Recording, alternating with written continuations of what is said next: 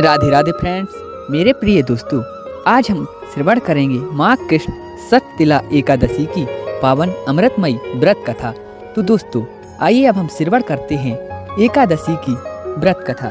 दोस्तों कमेंट में हमें राधे राधे जरूर लिखिएगा। दालभ ऋषि बोले कि मनुष्य लोक में आकर लोग ब्रह्म इत्यादि अनेक पाप करते हैं, पराये धन को चुराते हैं, दूसरों को कष्ट देते हैं। ऐसा करने पर भी वे नरक में ना जाएं।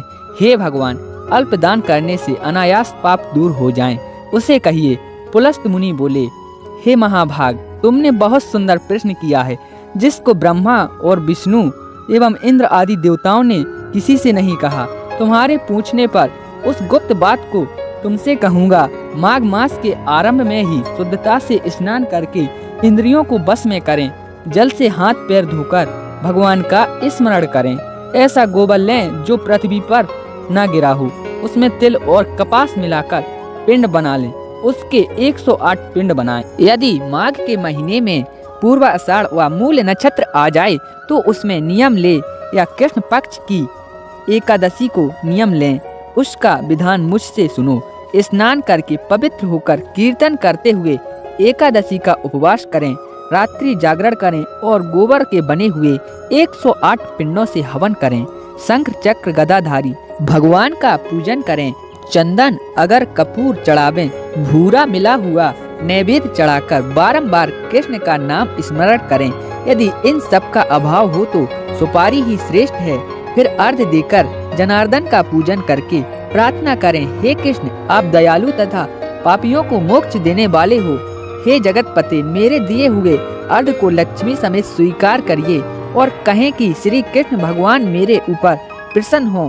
खेत में तिल बोने से जितनी संख्या में तिल पैदा होते हैं, उतने हजार वर्ष तक वह मनुष्य स्वर्ग में निवास करता है। तिल से स्नान, उबटना, होम, तर्पण, भोजन और दान करें। ये 6 प्रकार की विधि पापों का नाश करती है। इसी से इस एकादशी का नाम सटतिला है। नारद जी बोले, हे कृष्ण, सटतिला एकादशी से क्या फल मिलता है? यदि आप मेरे ऊपर प्रसन्न हैं तो इतिहास समेत मुझसे कहिए। श्री कृष्ण जी बोले, हे नारद मुनि, एक ब्रह्माणी मनुष्य लोक में एक ब्रह्मचर्य व्रत का पालन करती हुई देवताओं का पूजन करती थी। वह पूर्ण मास व्रत में लगी हुई सदा मेरी भक्ति करती थी। कृष्ण का उपवास करती हुई पूजा में लगी रहती थी। द्विज उत्तम नित्य व्रत करने से उसका शरीर दुर्बल हो गया। फिर बहुत दिनों के बाद मैंने मन में विचार किया कि इसने अन्न का दान नहीं किया, जिससे कि सबकी तृप्ति होती है। उसकी जांच करने को मैं मनुष्य लोक में गया। भिक्षुक का रूप धारण करके भिक्षा पात्र लेकर ब्रह्माणी से भीख मांगने लगा। तब ब्रह्माणी बोली, हे ब्राह्मण, तुम कहाँ से आए हो, सो मुझसे कहो। फिर मैंने कहा, हे सुंदरी, भिक्षा दो। तब उसने क्रोध भरकर मिट्टी का डेल मेरी भिक्षा पात्र में डाल दिया। हे द्विज, फिर मैं स्वर्ग को चला गया। महाव्रत करने वाली तपस्विनी भी व्रत के प्रभाव से देह समेत स्वर्ग में पहुंच गई। मिट्टी के पिंड दान करने से उसको एक सुंदर घर मिल गया, परंतु उस घर में अन्न और धन नहीं था। हे विप्रसे, जो उसने प्रवेश किया तो वहाँ कुछ भी नहीं देखा। हे द्विज, तब घर से निकलकर मेरे पास आई और बहुत कुपित होकर बोली कि सब लोगों को रचने वाले भगवान का मैंने बड़े कठिन व्रत, उपवास और पूजन से आराधन किया है, परंतु हे जनार्दन, मेरे घर में अन्न धन कुछ भी नहीं है। तब मैंने उससे कहा कि तू जैसे आई है उसी तरह अपने घर चली जा। देवताओं की स्त्रियां कौतूहल के बस तुझको देखने आएंगी। तब सटतिला एकादशी का महत्व बिना पूछे दरवाजा मत खोलना। ऐसा सुनकर वह मनुष्य लोक को चली गई।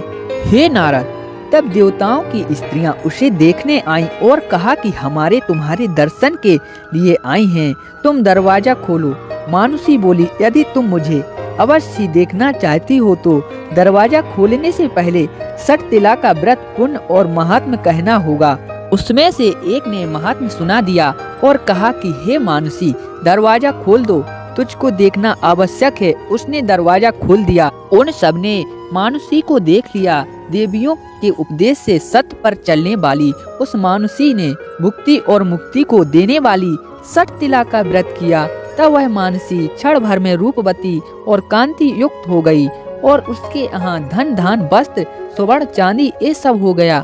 विधि पूर्वक किया हुआ दान सब पापों का नाश करता है। हे मुनि सत्तम, इससे शरीर में थकावट, अनर्थ, कष्ट नहीं होगा।